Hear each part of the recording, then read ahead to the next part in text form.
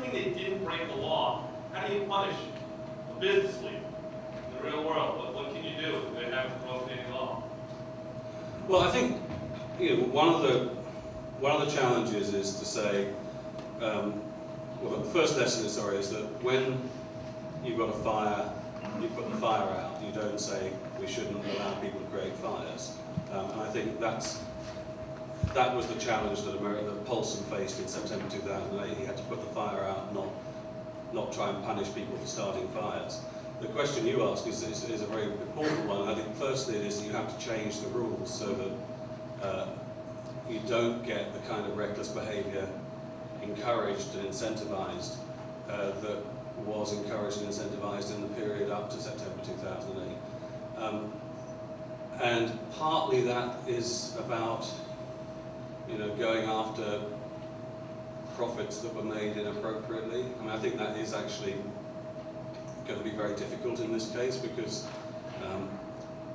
the offences, if they were offences, were so widespread that you'd have to go after a lot of people. It's not like the case of Enron where there are a few high-profile individuals that you could go after. So I think energy is much better focused on why was this reckless behaviour not just allowed but actually encouraged by the banking system. And I think a lot of it comes down to this culture of short-termism that has gripped American capitalism in particular, but actually much of the capitalism around the world.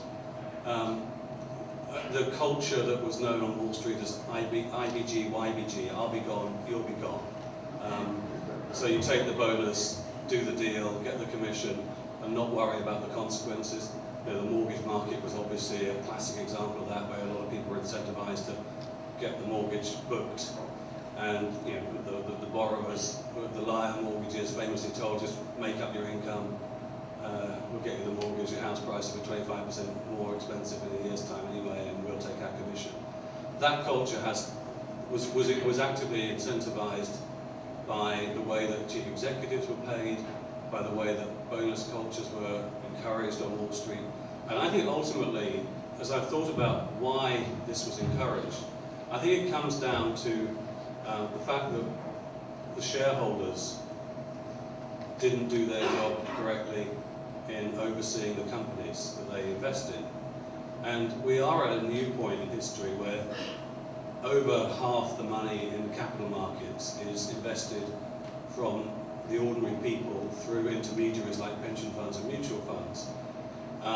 And it turns out that the pension funds and mutual funds are incredibly weak on accountability to the public, that the laws of fiduciary responsibility are essentially focused on short-term questions like do you diversify, and are you basically, and within that diversification rule, people are incentivized in mutual funds and pension funds on very short-term performance measures like did you beat the market over this 1 or 3 year period. And as a result, very few of these mutual funds and pension funds bother to vote their proxies, or even if they do that, to actually inquire deeply into whether the companies they're investing in are well run. And they very rarely vote against director nominations that are suggested by the management. So Lehman Brothers board was rated a D several years in a row by the leading corporate governance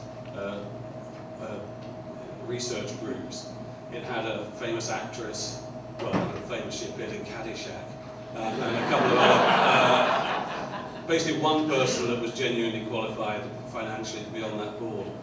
And nothing was done about it. Investors never mentioned this problem. And I hold the press as guilty as well, including myself, that I met with Dick Fold on various occasions. I can never remember myself saying to him, Dick, you have a board that was rated D. Does that not worry you as a chief executive that you have a non-functioning board? They're supposed to be there to support you and to help you make better decisions. No, we never asked him about that. And yet, at the end of the day, the guy becomes blind to what's going on in his own company, convinced of his own invincibility, and, bingo.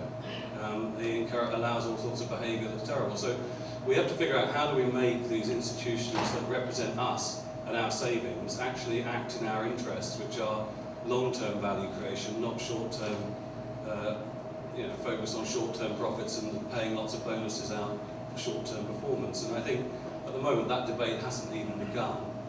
In my mind, it requires some change in fiduciary laws. I would love to see the government actually bring a lawsuit for failure of fiduciary duty against, say, Fidelity or some other big institution, and we could actually start to shift and make these institutions actually do the job they're supposed to be doing, which is, after all, working for us. Question here. Yeah. How much of this is a too big to fail problem? In other words, if our banks and investment institutions were smaller and one of them failed, it wouldn't be as big a deal as if they are big. Ought we be moving toward a kind of smallification of the financial industries? I think too big to fail is one of those ideas that is instantly appealing, but the more you think about it, the harder it is to figure out how you make it work. Because the problem that we saw with Lehman Brothers was not about being too big, or not too big by any measure that anyone's willing to countenance at the moment with regard to, say, JP Morgan or Bank of America or HSBC. I mean, Lehman Brothers was relatively small by their standards, and I think would not have been seen as the kind of too big to fail that we're now talking about. The problem is being too connected to fail, and unfortunately, if you go back to long-term capital management in the late 1990s, that was a relatively small hedge fund by today's standards, and yet it borrowed so much money from so many different institutions that when it went into a tailspin, it would have brought down the financial system had the financial system not been locked, leaders not been locked in the room by the New York Fed and told to bail it out. And so that was a kind of foretaste of what happened in September 2008, that suddenly you realise that everyone's much more connected to each other and dependent upon each other than they thought they were. And suddenly everything moving in the same direction, and that's down, and the accounting rules then start to reflect what's going on in the market and reduce people's balance sheets, and so everything gets sucked into this vicious downward spiral. And we need to find solutions to that problem. How do you put fire brakes in, or how do you actually understand the amount of systemic risk that's in the system? So one of the concerns that I have is that at the moment the Dodd-Frank bill has this thing called the Systemic Risk Committee that's been set up, which is an attempt to get all the regulators together around a table with the Treasury Secretary to monitor systemic risk in the financial system, which is the sort of risk of a major meltdown. Now, my view is that that's going to be completely useless, not least because the Treasury Secretary, in all my years of covering the economy, has never once said anything that could be construed as telling people to slow the economy down. That's not their job. Their job is to be a cheerleader and say it's always going to be better. Well, that's at least how they perceive their job. Now, I think there is a problem with systemic risk, and we need to figure out how can we actually create ways of sharing information with market participants about what the risk is in the system. And that requires a very different set of mechanisms, but it's a set of mechanisms that relies on relying on the banks themselves to do a decent job of managing their own risks. And it's about providing more information. Now, no one's really talking about providing more information to financial players in any of this regulatory reform at the moment.